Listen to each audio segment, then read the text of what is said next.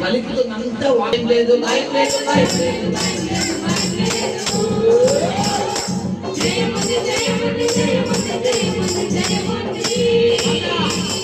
Life లేదు, life లేదు, life లేదు, లైఫ్ లేదు, లైఫ్ లేదు. జయముంది జయముంది జయముంది జయముంది జయముంది. హల్లెలూయా. యేసు శిలువ రక్తం కార్చినందున పరలేదు.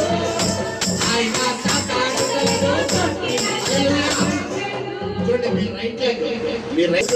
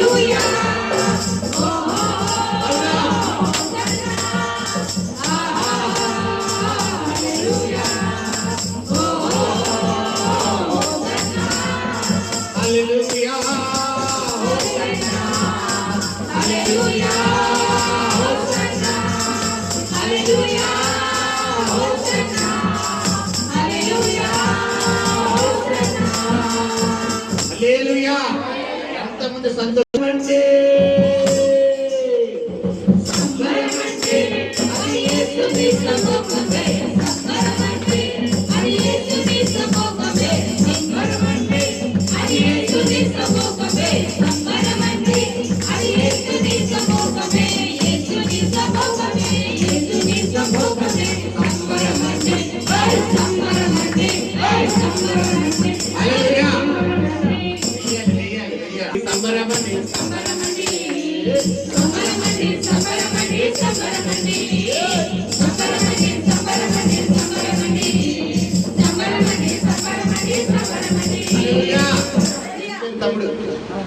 సంబరమణి సంబరమణి సంబరమణి సంబరమణి సంబరమణి సంబరమణి సంబరమణి సంబరమణి సంబరమణి సంబరమణి సంబరమణి సంబరమణి దూరిగలా దూరిగలా యేసు వస్తున్నా. హల్లెలూయా. సంబరమణి సంబరమణి సంబరమణి సంబరమణి సంబరమణి సంబరమణి సంబరమణి సంబరమణి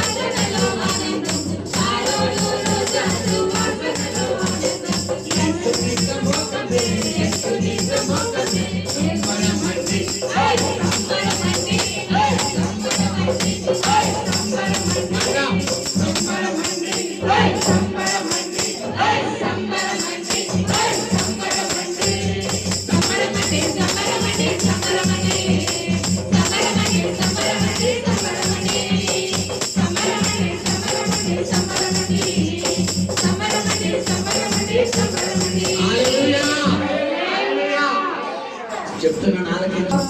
ముయ్యగలిగినవాడెవడు? నీవు కట్టగా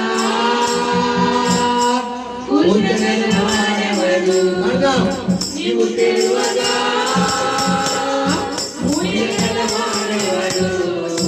నీవు కట్టగా ఉంచగలిగినవాడెవడు?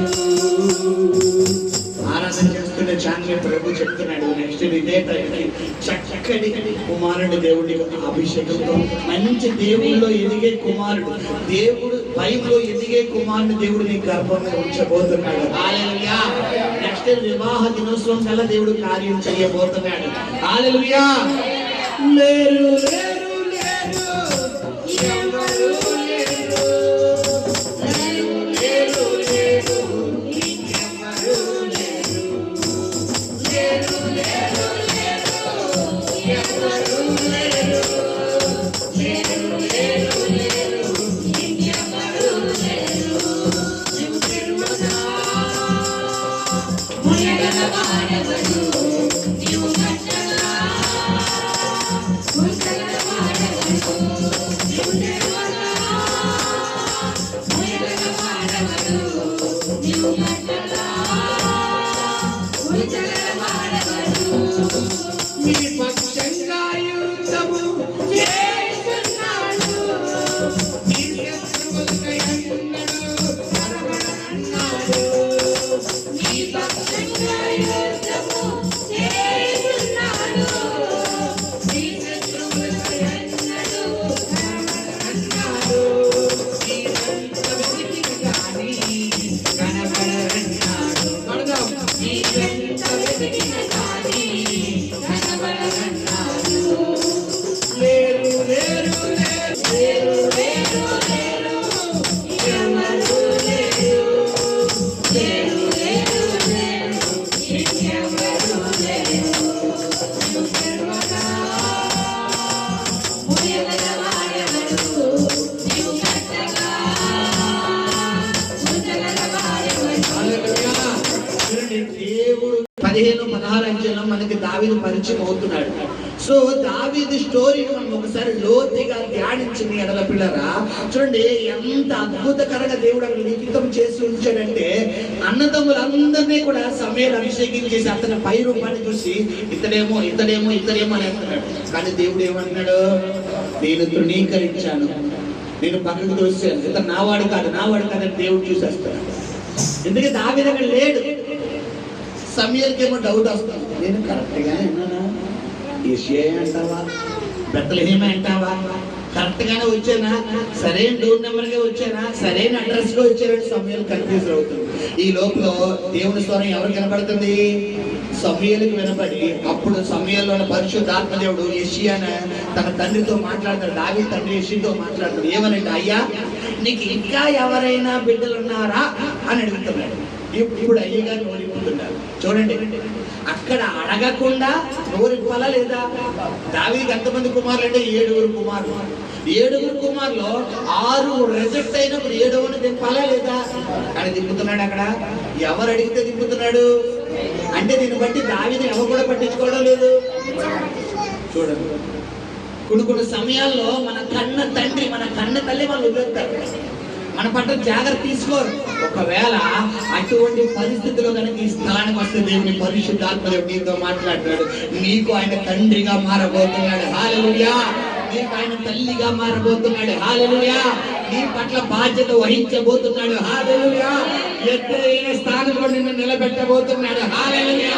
గమనించండి, ఎప్పుడైతే దావీదు గౌరవించాడు, ఓయ్ దావీదు గొర్రెలు కాసుకుని చాలు కానీ దా ఇంటికి రా, మీ నాన్న గౌరవపోయాడు. ఎందుకయ్యా, ఇంకా నా గొర్రెలు మేత వేయలేదు కదా, ఇంకా టైం అవ్వలేదు కదా, సందలాడాక వస్తారు లేవండి, అర్జెంటుగా మీ నాన్న రమ్మన్నాడు అన్నాడు. సరే ఈ గొర్రెలు గబగబా తోలుకుంటూ వచ్చేసాడు. వచ్చేగానే ఎక్కడున్నాడు దావీదు? గేటు బయట ఉన్నాడు. దావీదు ఎక్కడున్నాడు? సమూయేలు ఎక్కడున్నాడు? ఇంట్లో కుర్చీలో కూర్చున్నాడు. సేవకులు ఇంట్లో కుర్చీ వేస్తారు కదా, అలాగే సమూయేలు ఎక్కడ కూర్చున్నాడు పిల్లరా? ఇంట్లో కూర్చున్నాడు. దావీదు గేటు బయట ఉన్నాడు. చూడండి, ఎవరు వస్తే ఎవరు లేగాలి? సమూయేలు వస్తే దావీదు లేగాలి. ఇక్కడ దావీదు అక్కడ ఉన్నాడు, ఉన్నాడు గేటు బయట, మన గేటు బయట ఉన్నాడు. సమూయేలు నాగలేడు కుర్చీలో కూర్చున్నాడు. ఇప్పుడు దేవుడు అంటున్నాడు, ఏమని అంటున్నాడంటే, సమూయేలు నీ బుద్ధిని తైలంతో నింపు, నువ్వు లే, నేను కోరుకున్నవాడు అతడే అతగా వస్తున్నాడు, అభిషేకించు అంటాడు. హల్లెలూయా, హల్లెలూయా.